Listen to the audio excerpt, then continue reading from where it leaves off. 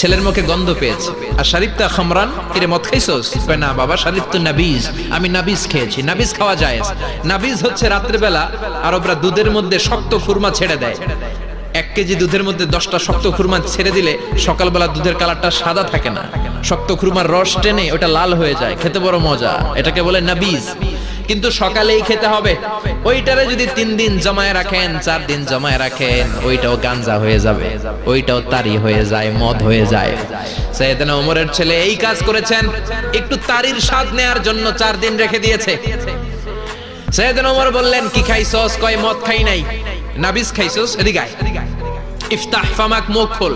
হা করার পরে মুখের সামনে নাক নিয়ে গন্ধ দেখে মদের গন্ধ, কলারটা ধরে মসজিদে নববীতে নিয়েছেন। ইন দা মিন টাইম মসজিদে নববীতে জোহরের নামাজ হয়। নিজের ছেলেকে মসজিদে নববীর উস্তুয়ানা বলে, উস্তুয়ানাতু মসজিদে নববী, মসজিদে নববীর পিলারে বেঁধেছেন। যেহেতু উনি খলিফা, মসজিদে নববীর ইমাম, জোহরের নামাজের ইমামতি করলেন। সালাম ফিরালেন, আসসালামু আলাইকুম ওয়া রাহমাতুল্লাহ, আসসালামু আলাইকুম ওয়া রাহমাতুল্লাহ। সালামের পর বললেন, মাকানাকুম ইনদানা হাদ, সুন্নতের পর বসে যাবেন, আমাদের একটা হদ আছে। আল্লাহর দেয়া যে বিধান, বিচার, এটাকে আরবিতে বলে হাদ, প্লুরাল হচ্ছে হুদুদ। আমাদের হুদুদ আছে।